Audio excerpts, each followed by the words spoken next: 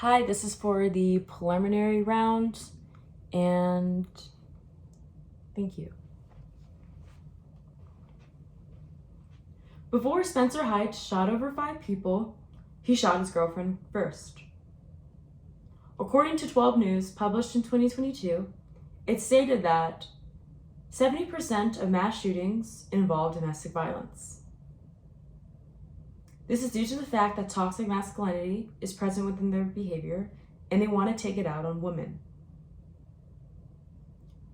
We need to evaluate the rise of toxic masculinity, how it operates in modern society, and what it means for our current behaviors. Today, to fully understand the scope of the situation, we will discuss the background, the applications, and the implications for modern-day toxic masculinity. First, let's discuss the rise of toxic masculinity through the medieval times, 50s, and 90s.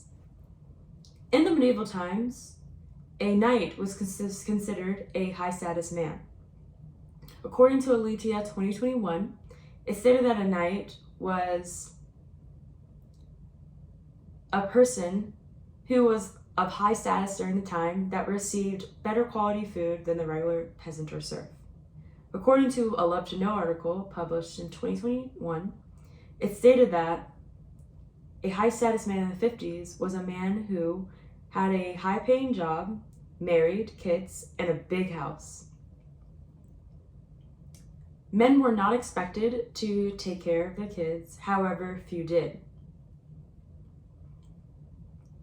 For women, we were expected to clean the house, watch the kids, and wear pretty dresses.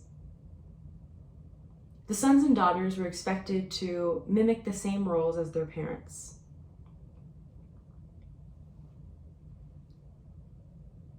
The 90s, however, was a big cultural shift and a different narrative for women. There is a rise in women politicians. Madonna smashed barriers in music, and almost a lot of women did not consider marriage during the time and pursued their careers. Almost half the married women who surveyed in 1995 stated that they made half or more of their total family income. This labeled us as the new providers. However, sexism was still alive and well, and it was still prospering in the 90s due to the fact that we made the news a lot due to scandals. One of the most famous scandals was Anita Hill and Clarence Thomas. Anita Hill accused Clarence Thomas for sexual assault allegations, and over half of Americans who surveyed in October 1995 stated that they believed Clarence Thomas 58% over 24% who believed in Anita Hill. This is due to the fact that women were labeled as attention seekers in the past due to scandals and only made the news and they only wanted to make the news to gain public attention. Now we are going to discuss the applications for modern day toxic masculinity. In the applications, it has affected us through 2 ways: alpha male podcasts and incel culture. In alpha male podcasts, we see men listen to their gods they call alpha males through podcasts. Within these discussions, they talk about how to get a girlfriend, how to be confident as a man, and how to keep the tradition of toxic masculinity alive. According to NBC 2021, it stated that Andrew Tate made comments consisting of comparing women to property and graphically describing how he would assault a woman for accusing him of cheating. This is not surprising since many men have the same similar views to male dominance and controlling women. However, what's shocking is that boys from the ages of 7 to 14 are listening to these alpha males as gods on how to navigate themselves in the way of the world. Within this,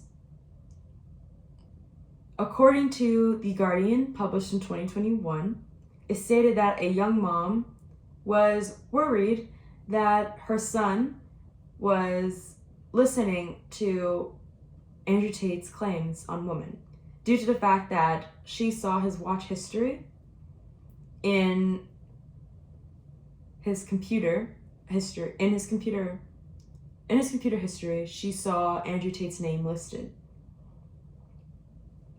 This is damaging since young boys will listen to these boys as a way to navigate themselves throughout the world, and this can cause destruction in our society.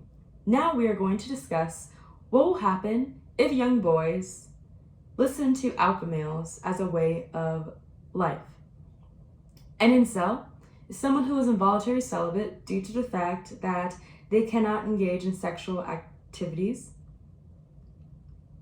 since girls do not find them appealing, and they want to take it out, their anger, through online group chats and discussion posts on Reddit. These boys use these ways of communication to discuss their distaste for society and blame women as well. According to an article by CNBC 2022, it stated that a man went into a spa and shot 8 people, and 6 of them were Asian descent. He believed that the women in the spa were a problem due to the fact that they were part of his sex addiction, and he viewed them as sexual temptation and decided to unleash his anger and take it out on them. This is a problem since men who view women as a problem in society can bring us a step backwards in treating people of all genders the same. Now we're going to discuss our casual behaviors in society and how we impacted toxic masculinity.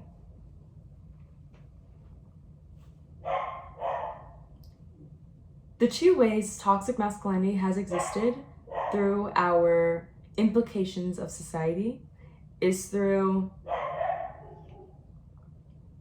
racialized capitalism and in our corporate or sexist attitudes in the world.